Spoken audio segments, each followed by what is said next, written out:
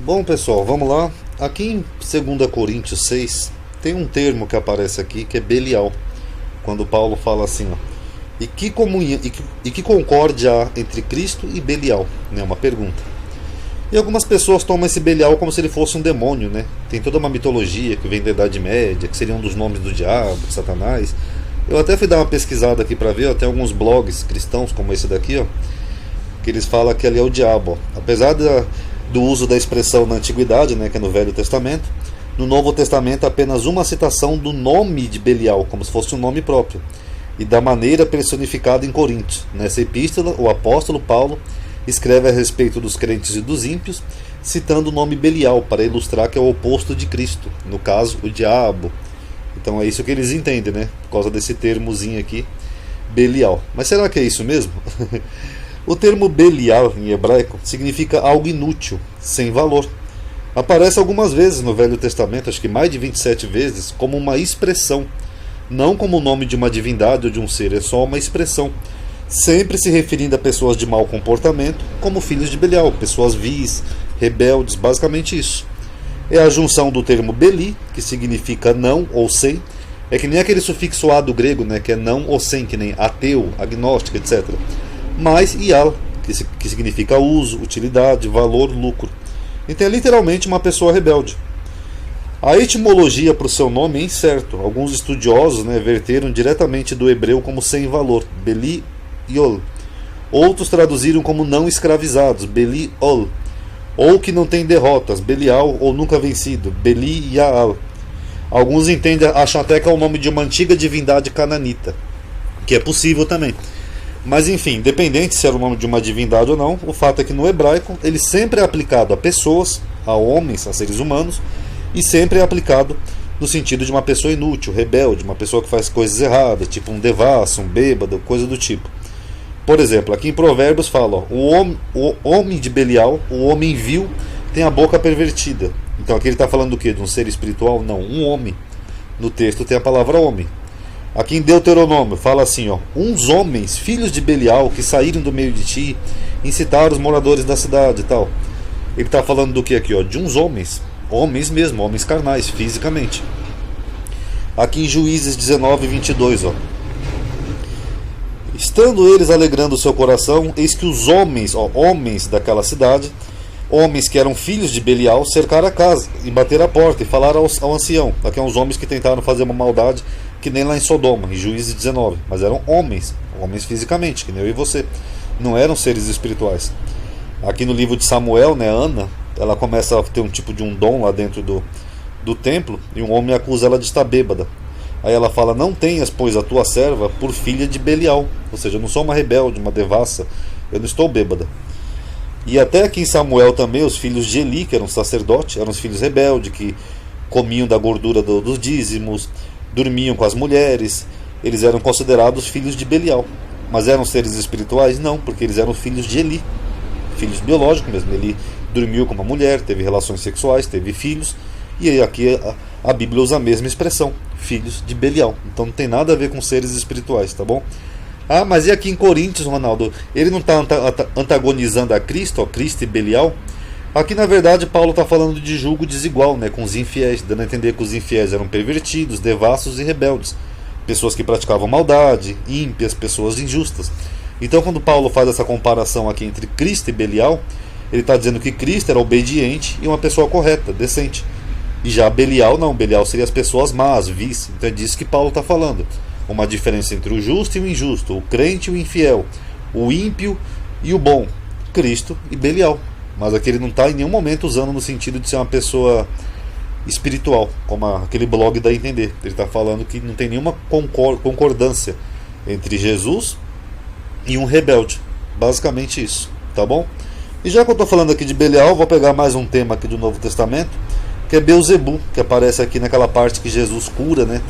Ele expulsa o endemoniado de um jovem. Aos fariseus fala, este não expulsa os demônios senão por Beelzebu, o príncipe dos demônios. Apesar de ser escrito em grego no Novo Testamento, o termo ali é Baal-zebul, que é o senhor das moscas. Baal é senhor, né, no hebraico, e Zebul, moscas. É uma variação do nome do deus Baal, aquele deus lá do Velho Testamento, lá de Elias, etc. e tal. A narrativa dos evangelhos mistifica um pouco nessa passagem, associando a Satanás, príncipe de demônio, então as pessoas pensam que ele é um ser espiritual, né, que eles estão falando. Mas Jesus estava se referindo a divindades estrangeiras, o autor do texto. Aqui eu escrevi errado, perdão. Eu vou explicar para vocês. Os judeus cultuavam apenas um Deus, está na Bíblia, o Deus de Israel. Então, os judeus eles demonizavam os deuses das outras nações. Isso aí não é nada, isso aí é uma bobagem, Baal não é Deus, etc. e tal. Tinha uma guerra de deuses ali no Velho Testamento. Aí os autores do Novo Testamento, como eles estão escrevendo em grego, eles estão usando equivalentes de uma língua para outra, que nem eu já mostrei aqui em alguns vídeos. Então eles usam os equivalentes grego para se referir muitas vezes a divindades estrangeiras, o que dá a impressão de que são seres espirituais, mas é basicamente equivalentes. Por exemplo, aqui em Deuteronômio, o autor fala assim, ó, sacrifícios oferecer aos Shedins. O que eram Shedins? Eram criaturas mitológicas ali do mundo antigo.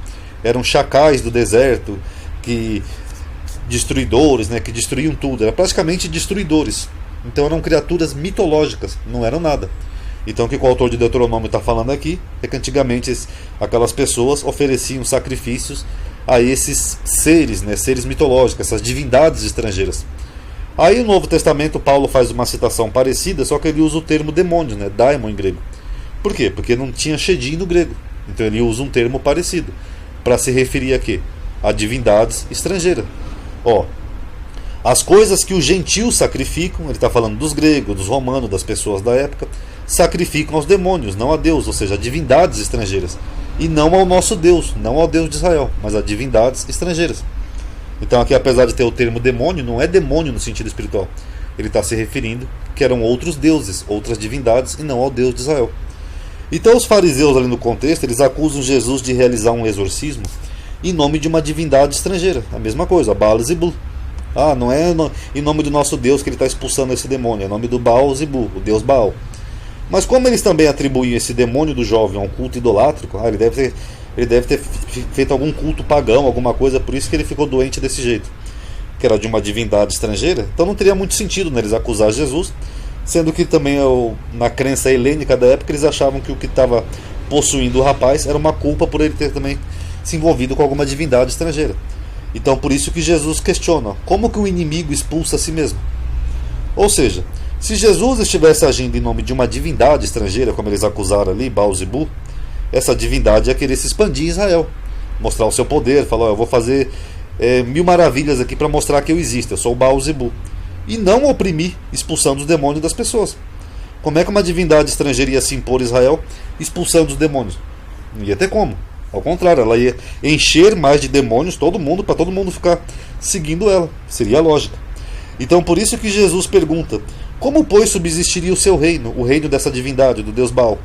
Se ele está expulsando todo mundo daqui, como é que o reino dele ia continuar existindo? Se eu, aqui parafraseando uma forma para todo mundo entender, se eu expulso esse demônio em nome de uma divindade de outro reino, e não do reino de Israel, como que esse reino vai continuar existindo? Vocês conhecem a história do cavalo de Troia? Que eles encheram um cavalo de Troia de soldados inimigos para colocar no reino? Essa é a lógica, para invadir um reino estrangeiro. Agora, se você, em vez de fazer um cavalo de Troia, você vai expulsando os estrangeiros ali da sua terra, como é que o seu reino vai subsistir? Então não teria sentido. Inclusive, isso daqui lembra muito aquele chavão gospel, né? Essa pergunta tola aqui dos fariseus, de acordo com o texto, que os evangélicos falam assim, ó. Inclusive tem um padre também que falou isso, acho que é o padre... Não é o Paulo Ricardo, é o padre Fábio de Mello. O maior trunfo do diabo é convencer as pessoas de que ele não existe. É o mesmo que Jesus falou aqui, ó. Então se o diabo vai convencer as pessoas que ele não existe, como é que vai subsistir o reino dele? Não tem como. É que nem essa pergunta aqui dos fariseus, que é tola também. Se o diabo expulsa os demônios aqui de Israel, como é que ele vai manter o reino dele? Como é que ele vai subsistir? Mas sempre se referindo, apesar de ser uma metáfora, se referindo a um reino, o reino de Israel, reino estrangeiro. Divindade de Israel, divindades estrangeiras. Tá bom, pessoal? Então é basicamente isso. Paz a todos.